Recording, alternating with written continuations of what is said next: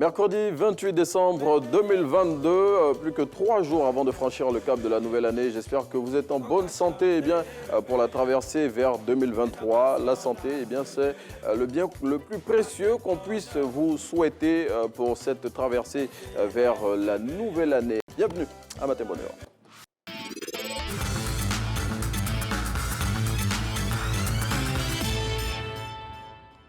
Revue de une qu'on démarre avec Fraternité Matin qui fait état d'une opération de distribution de kits alimentaires à l'endroit de couches défavorisées de la population. Et selon le confrère, ces dons qui sont du chef de l'État Alassane Ouattara vont permettre à ces populations d'avoir le sourire en cette fin d'année. Autre motif de soulagement pour les populations cette fin d'année rapportée par Frat Matassa, une de ce jour, on est toujours avec Fraternité Matin, c'est le raccordement au réseau national d'eau potable de plus de 13 000 ménages du quartier Campement et c'est dans la commune de Koumassi. On passe à l'expression à présent, expression qui nous indique que la session 2022 de l'Assemblée nationale s'est refermée ce lundi 27 décembre 2022 et selon le confrère qui en fait le point, plusieurs sujets ont été à l'ordre du jour de cette dernière rencontre des membres de la Chambre basse du Parlement ivoirien. On s'intéresse à notre voix qui barre à sa une. Tout individu qui ne mérite pas de figurer sur la liste électorale en sera décelé et retiré. C'est le message de la commission électorale indépendante qui figure donc à la une de notre voix de ce jour. Et selon l'organe en charge des élections en Côte d'Ivoire, après la fermeture de l'opération d'enrôlement, la phase du contentieux qui est à venir va permettre d'extraire des fichiers électoraux toutes les personnes qui y ont été indûment inscrites. Go Magazine à présent, en 2020, en Côte d'Ivoire, ce sont 420 femmes qui ont été tuées par leurs conjoints.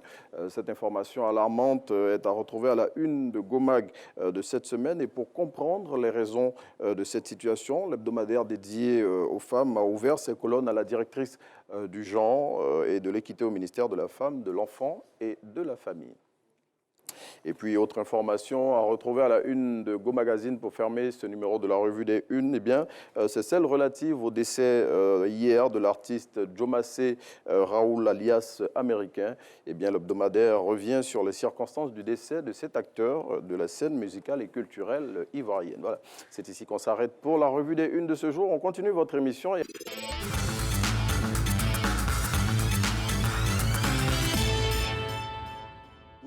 Challenge matinal dont la question, c'est de nous dire quel était le titre du défi matin du lundi 26 décembre 2022. Vos réponses, on les attend au 07 48 75 44 76 et bien évidemment, c'est la personne qui va nous apporter la bonne réponse en premier, qui sera l'heureux gagnant qu'on recevra ici dans votre émission et à qui on remettra un lot. En parlant de recevoir et remettre un lot, bien évidemment, on attend Kamagaté Swalio, gagnant du challenge matinal numéro 11, ici à votre émission. Kamagaté Swalio qui avait trouvé la bonne réponse concernant l'ingrédient qui avait été mis à l'honneur dans l'un des numéros de votre émission. Allez, on vous attend nombreux au 07 48 75 44 76 pour nous apporter la réponse. Allez, vite fait sur vos téléphones et puis en le faisant aussi, vous participez pleinement à votre émission parce que c'est pour vous et avec vous qu'on fait Matin Bonheur du lundi au vendredi.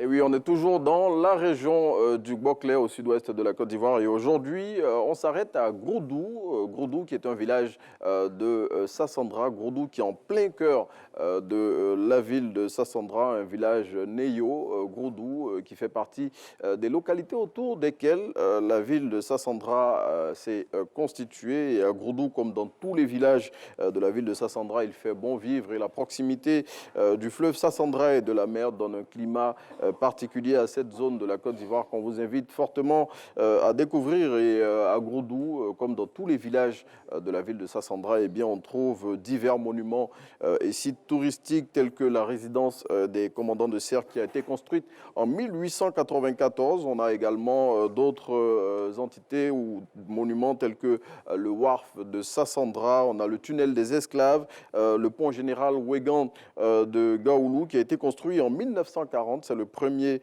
pont en béton de la Côte d'Ivoire. Et on a également la grande mosquée de Sassandra qu'on retrouve à Grodou, la localité qui est à l'honneur aujourd'hui dans Destination Matinale. Et on voudrait passer le bonjour à toutes les localités qui sont tout autour de Grodou. On voudrait citer les villages de Batélébré 1 et 2, Niezeko, Lebléko, Bassa, Lepidou, Misséi, Gaoulou, Dabeda, Niani, Brodje ou encore Lateko. Allez, merci de nous suivre dans Destination Matinale. On revient plutôt dans Matin Bonheur. On a fini avec Destination Matinale. On revient ici, on va retrouver à présent Dr Tanon Laura Michel. Et aujourd'hui, on va parler d'argent.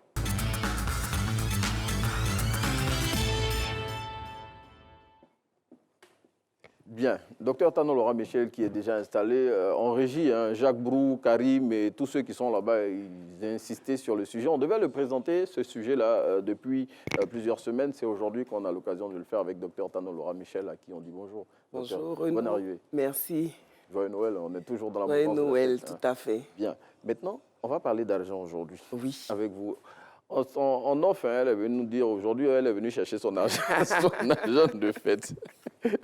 D'où vient cette histoire d'argent de fête C'était pour les juste femmes? pour rire parce que justement, en cette période, on voit beaucoup Oui. de personnes surexcitées par les fêtes et qui établissent des plans de guerre. Oui, entre griffes. Arrachés à leurs conjoints, à leurs partenaires, à leurs copains, à leurs amoureux, leur argent de fête comme un droit incontournable. Oui. Mais ce qu'il faut dire, c'est qu'il faut quand même relativiser pour ne pas que ça prenne une autre tournure qui dévalorise même le geste de donner ou d'offrir de l'argent. Ça, à des moments donnés, ça ressemble plus à du racket qu'autre chose. Ça a dépassé la quête. Parce qu'on vous dénué donne de mon argent. tout sentiment, voilà. Donc, ça devient du harcèlement pour certains hommes qui en souffrent. Et ça ne devrait pas atteindre ces proportions-là. Parce que les fêtes, c'est un moment de bien-être pour tout le monde. Et il n'y a pas de raison qu'une certaine partie de la population soit clouée au pilori parce qu'on veut leur extorquer de l'argent de fête. Bon, le mot est lâché, hein, extorquer. Moi, je vais m'arrêter sur ça. Mais vous avez des femmes qui disent à leurs hommes, donne mon argent. Oui. Comme si lui mais devait... Oui, la fête, c'est quoi? C'est un moment de plaisir, de partage. Donc, plutôt que de réclamer, il serait plus équitable, on va dire, d'organiser ensemble un projet de fête qui a un coût. Parce que dans mon argent de fête, je vais chercher mon argent de fête, je vais demander mon argent de fête. On ne voit pas de projet. On ne voit pas de projet d'acquisition, on ne voit pas de projet d'organisation, on ne voit pas de planification. C'est juste prendre de l'argent qui est mis en lumière. Donc, à ce moment-là, on s'interroge sur pourquoi, à quoi doit servir cet argent. C'est vrai que parfois, il y a des femmes qui demandent de l'argent pour le réinvestir en donnant un cadeau à l'homme qui a donné l'argent. Si elles n'ont pas les moyens, ça peut être compréhensible. Mais de l'argent pour de l'argent, ça a vite fait de basculer dans quelque chose de vénal, de malsain. Donc, il faudrait garder la tête froide et s'interroger sur pourquoi je veux ou pourquoi j'exige de mon compagnon qu'il me donne mon argent de fête et lui qui lui donne son argent de fête à lui. Bon, c'était ça la question aussi. Mais justement, je dis, quelles sont les bonnes questions que ces personnes-là, justement, peut-être qui ne savent pas comment se les poser, quelles sont les bonnes questions qu'elles devraient se poser avant de demander cet argent de fête? À quoi il va servir? Pourquoi je le demande? De quoi j'ai envie? Et de quoi j'ai envie? De quoi j'ai envie pour les fêtes de fin d'année? Bien sûr, tout le monde a envie de se faire plaisir. Donc, si à la question de quoi j'ai envie, il y a des éléments qui apparaissent, ben, on peut budgétiser ces éléments-là et voir ce qui est faisable, ce qui ne l'est pas. C'est vrai que l'argent permet de créer des souvenirs importants. L'argent permet une immersion dans des endroits qui ne sont pas habituels. Et l'argent permet des actions, même si elles sont ponctuelles, qui permettent de collecter des bons souvenirs. mais derrière ça, il y a quand même une relation, il y a quand même une vie à construire. Donc, il ne faudrait pas que le moment de la fête ou un moment passager puisse impacter négativement la relation ou le ressenti de celui qu'on pousse dans ces derniers retranchements en lui exigeant des choses qui sont au-dessus de ses capacités réelles. Oui. Donc, il faut être raisonnable et il faut aussi être compréhensive ou compréhensif pour qu'ensemble, on se soutienne pour passer ces fêtes-là dans un confort émotionnel. Il ne faudrait pas que la question d'argent rende inconfortable ces moments de fête de fin d'année parce que tout le monde est éprouvé, on est dans les moments où nous faisons les bilans. Et si au moment du bilan, on a de bonnes choses et que ça vient être assombri par le rapport à l'argent d'un partenaire vénal, ça devient compliqué. Bon. Je suis sûr qu'il y a des femmes qui sont en train de regarder actuellement la télé qui se disent « Mais attends, elle dit quoi même ?» La femme, donc, elle veut donner mon argent de fête. Donc, est-ce qu'on peut demander l'argent de fête à tout le monde? À tout le monde, non. Okay. À tout le monde, non. D'abord, même demander de l'argent, c'est une question d'éducation. On ne demande pas de l'argent à n'importe qui. Mais il y a des personnes qui prennent plaisir, justement, à racketter. Et cela découle d'une basse auto-estime à la base. Donc, demander de l'argent, tonton, vraiment mon argent de poulet tanti. Voilà. Et quand on obtient cet argent-là, on a comme un trophée. Donc ça nous donne l'impression d'avoir pu persuader l'autre qui financièrement a le dessus. Donc quand on l'a persuadé pour qu'il nous donne une partie de son argent, c'est comme si on a de la victoire sur lui. Mais en réalité, ça dénote d'une basse auto-estime de soi. Mais docteur, qu'est-ce qu'on doit dire? Regardez la caméra qui est là-bas. À toutes les femmes qui demandent l'argent à toutes les occasions qui sont sur le calendrier, journée des droits de la femme, elles demandent l'argent. Faites de tous ces mêmes. Il y en a qui demandent. Oui, mais maintenant, les hommes aussi demandent de l'argent. Hein. Bon. Donc, on va parler un peu moins que les femmes. Hein. Bon, peut-être qu'ils se cachent, mais les hommes et les femmes demandent de l'argent. Donc, c'est une question de rapport à l'argent. Oui. Le rapport à l'argent, c'est quelque chose de très compliqué parce que si l'argent domine vos comportements, alors on perd toute réalité et on peut avoir des comportements inadaptés ou déplacés. Donc, si on sait garder la tête froide face à l'argent, même quand on a un besoin, ce besoin-là est explicite et il est raisonnable parce qu'on ne peut pas faire son projet dans la poche d'autrui parce qu'on ne connaît pas la profondeur de la poche des autres. Vraiment, dites encore, docteur. Donc, ce qui est marrant, c'est que souvent, on fait des projets sans connaître la réalité financière des autres. Et il y a des hommes qui disent, je ne dis pas mon salaire à ma compagne parce que si je lui dis... Mais petite parenthèse, docteur, ça déjà, est-ce que c'est bien de le faire? Ne pas dire son salaire à sa femme. Si on partage son intimité avec une personne, la question d'argent ne devrait pas poser problème. Mais justement, c'est une question de perception, d'éducation et de conséquences. Donc, il y a des hommes qui justifient le fait qu'ils ne disent pas leur gain à leur compagne par le fait que si elle sait combien je gagne, elle va avoir des besoins démesurés. Et quand elle ne sait pas, elle ne s'imagine pas, alors à ce moment-là... Est-ce que ce n'est pas tout le contraire? Une femme qui ne sait pas le salaire de son homme, qui se fait des films, qui peut imaginer qu'il gagne plus que... C'est une question d'éducation. Oui. C'est une question d'éducation parce que même si on a une femme qui a besoin de beaucoup d'argent, quand elle sait la réalité, si elle est sage et bien éduquée, elle va plutôt proposer des projets, plutôt proposer des investissements. Mais si elle n'est pas sage, si elle n'a pas d'éducation, si elle a une perception de l'argent, si elle a grandi dans le manque, à ce moment-là, elle va se dire, mais pour moi, on doit sortir. Donc, tant qu'il y en a, je dois prendre. Parce qu'on est dans une dynamique de consommer, consommer, consommer, qui est vraiment un trou sans fond.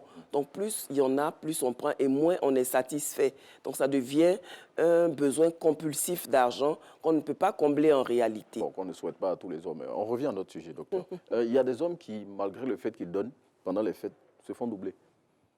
À cela. Ben justement, c'est pour ça que la question de mon argent de fête doit être basée sur est-ce qu'il y a ça entre nous?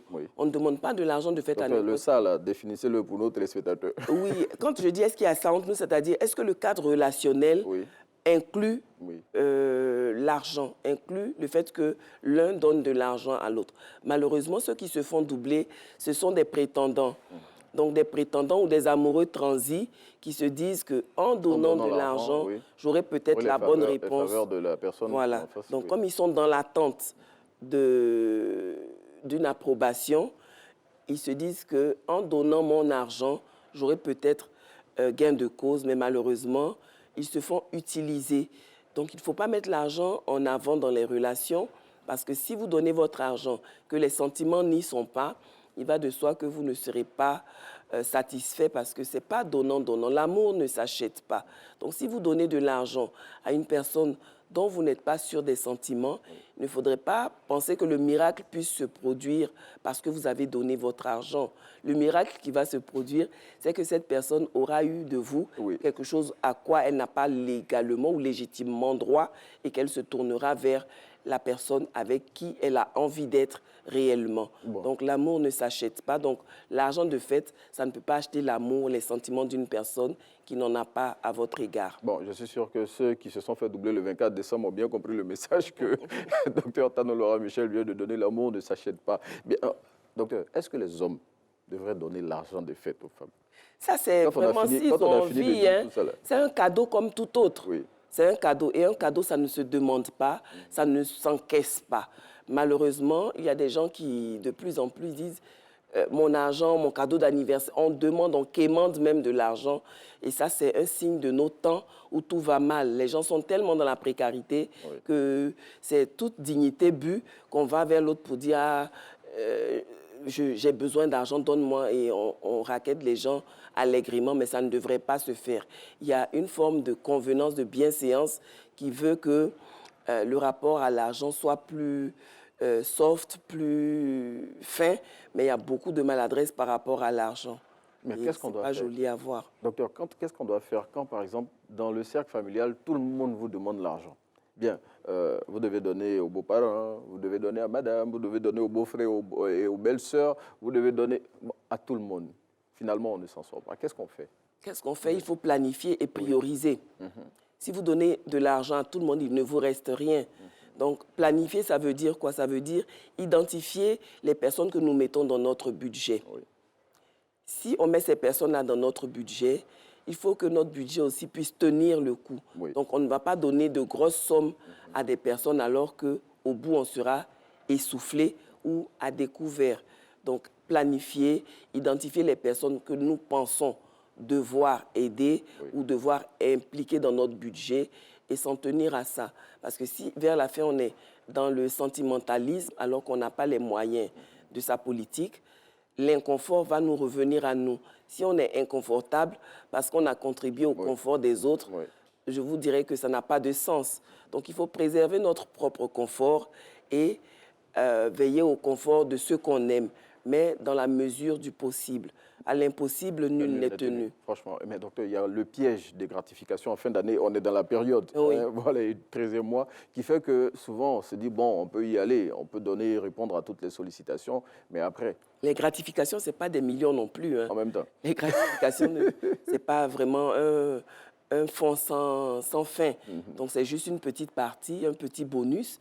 Donc, ce bonus-là devrait servir à se faire plaisir, comme je le dis, dans la limite du possible, dans la limite du raisonnable. Il y a des personnes qui utilisent leur bonus pour épargner, pour faire des choses importantes qu'ils n'avaient pas l'occasion de faire avec leur budget habituel. Donc, le bonus, c'est un plus. Si le plus vous emmène à être dans le moins, c'est que ce n'est pas efficace. Ça ne sert pas. Donc, il faut bien réfléchir, bien planifier et bien savoir à qui on donne et surtout pourquoi on donne de l'argent à autrui. On ne peut pas donner de l'argent sans savoir pourquoi. Il y a des personnes avec qui vous n'avez aucune relation, qui vous demandent de l'argent parce qu'ils estiment que vous avez l'air d'avoir de l'argent. Même si on a l'air d'avoir de l'argent, même si on a de l'argent, on a aussi des dépenses, on a aussi des problèmes, on a aussi des projets. Donc, il ne faut pas demander de l'argent à tout va parce que M. Renault est en costume, il est tout beau, tout propre. Se dire, ah, lui, il n'a pas de fin du mois difficile comme moi. Je vais lui demander de l'argent. Mais si tout le monde le fait, ça ne va pas aller. Voilà. Donc, il faut quand même qu'il y ait un minimum dans le cadre relationnel pour oser parler d'argent Et en termes de mon argent de fête, on fait la fête de fin d'année avec des gens qui sont proches de nous, des personnes de notre famille, des personnes de notre réseau de relations. Donc, ça doit rester dans ce réseau-là et dans le réseau hiérarchisé. Il y a des personnes dont on se sent responsable du bien-être. Nos enfants, nos compagnons, nos compagnes, on peut investir. Mais on ne peut pas être soumis à un racket systématique. Ce n'est pas correct. Docteur, dans le contexte actuel d'égalité homme-femme, est-ce que les femmes doivent demander l'argent encore à leur mari, l'argent de fête?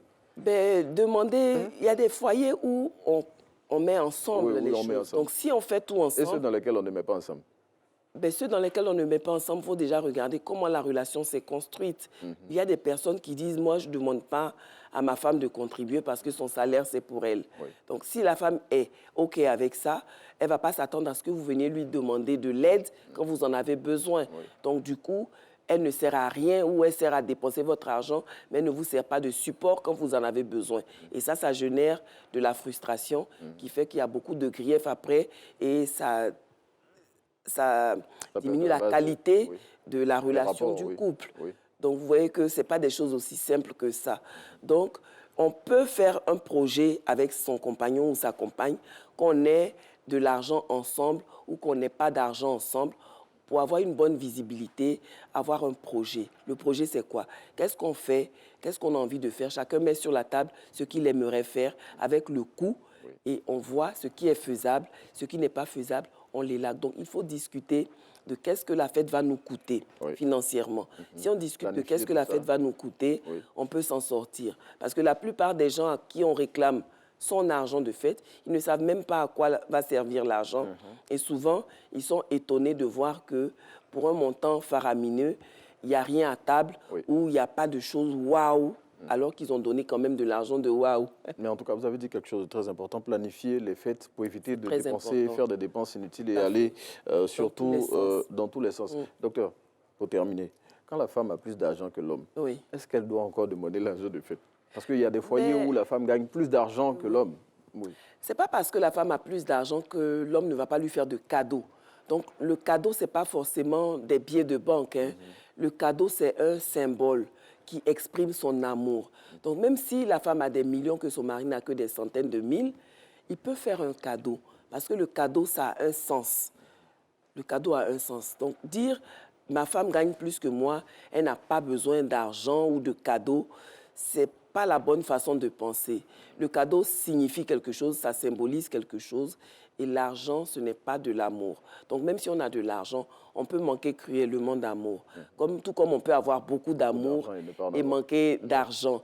Donc, dans les deux cas, il y a un inconfort quelque part, et l'idéal, c'est de trouver l'équilibre entre le bien-être financier et le bien-être émotionnel. Bon, les femmes, nos mamans, là, on va beau tourner dans toutes les questions relatives à l'argent, même si elles ont des milliards que nous, on n'a pas. Ça fait toujours plaisir de recevoir. Oui, ça fait toujours plaisir. Mais je vais vous dire un secret des femmes que je ne devrais pas vous dire.